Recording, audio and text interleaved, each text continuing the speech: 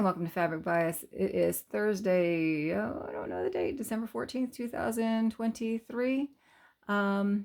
It's the Thursday after the Wednesday that I was doing the batch sew, because this is still my batch sew on my attempt to get a bunch of bags done before Christmas when you start late sewing.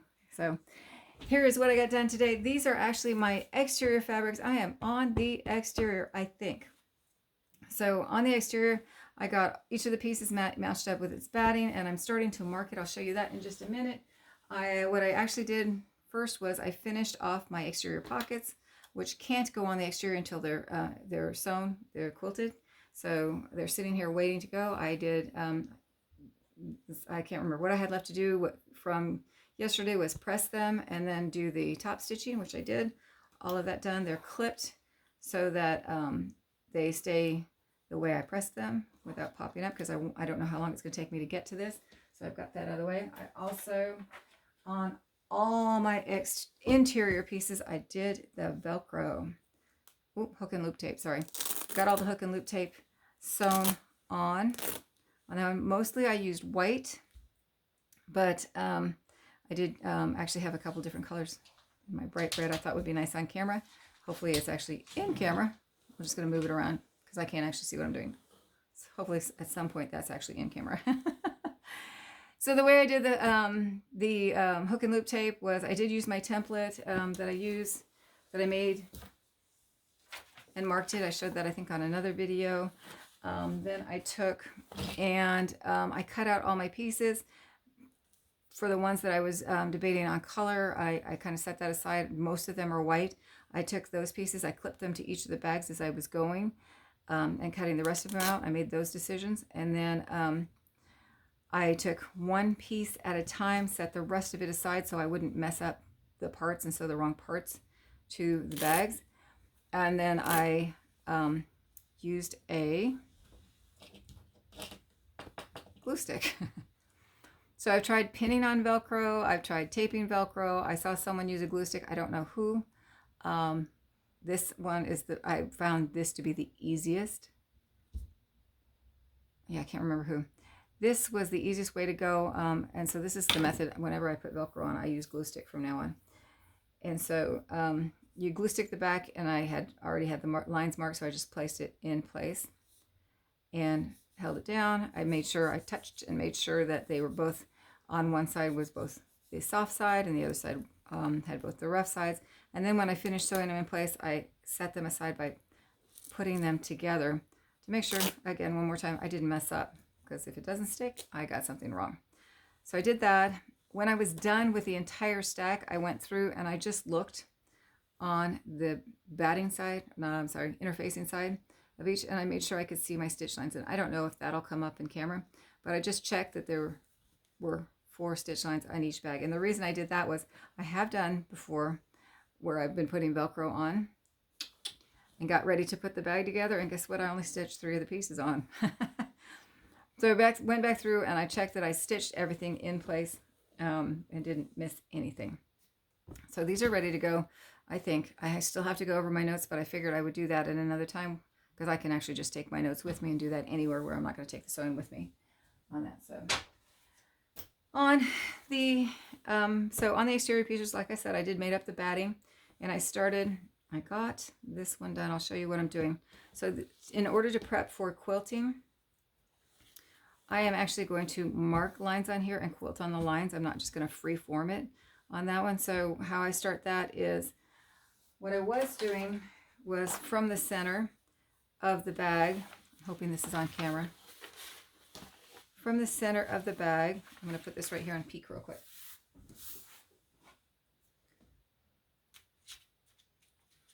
I can't see, my camera's blocked. Okay, right there. You can see that right there. Barely. So let me push that up. Okay, so I was taking this from the center. I would measure, I would put this up this way, and I would mark here and here, and then I'd go this way and mark here and here, and that would give me this rectangle here. So, but my paper's kind of flimsy. I should have probably done it on cardstock or maybe laminated and then cut it out so it was firm. And so I'm kind of pushing my paper. It's getting a little floppy because I've gotten a lot of use out of it. So what I've switched to I would still use this. I'll still use this when I'm going to reprint it. When I sew future bags, this works great. This works great when you're doing a few bags, but not so much when you're doing a whole bunch of bags because it's just getting a little flimsy.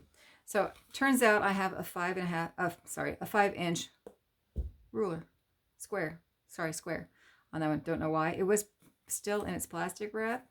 When I pulled it out, I was like, I think I have one of those. I use the 6-inch a lot for what things that I do. I don't know why, but I don't use the 5 as much.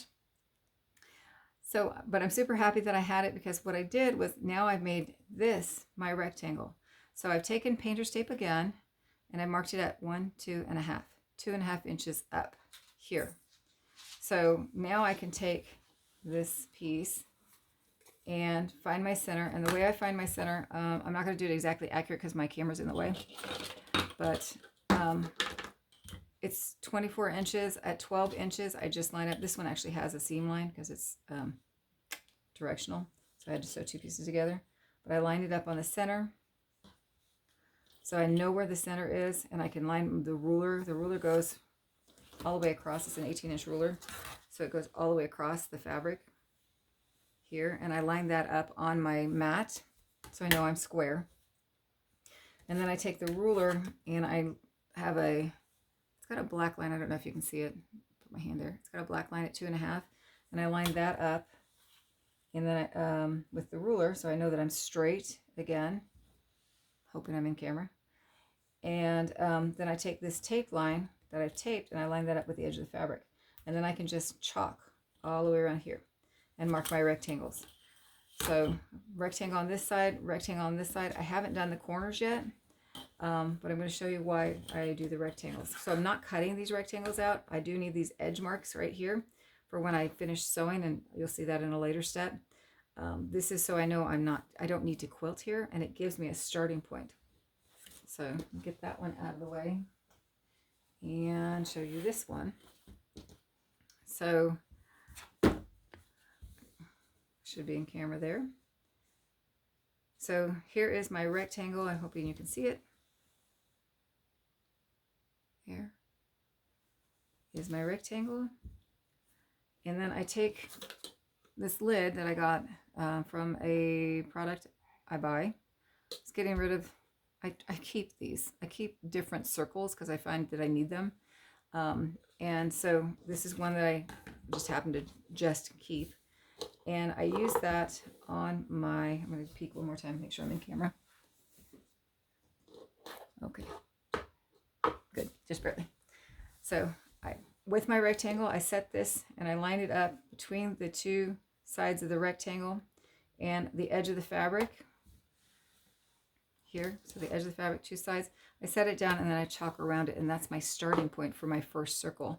And then I will do the other side. So we'll pretend I've done both sides. I'll just flip it around. So I'll do the other side, and then I'll set this in the middle between them and chalk around that, and then I'll start building my circles all the way out, and have my corners will have my squares on them. So to do my corner squares, I think what I'm going to do, I can always use this one here just kind of as a guide, but what I'll probably end up doing, because that's paper and it kind of pushes out of the way when I'm pushing against it to chalk, again, since I didn't use cardstock or laminate, I'm going to take this one when I'm done with my rectangles. I'll mark, put another piece of tape here, and that'll give me my 2.5, and I'll be able to lay that down on the fabric and chalk around it on that one. So that'll be nice and quick. So that's where I'm at.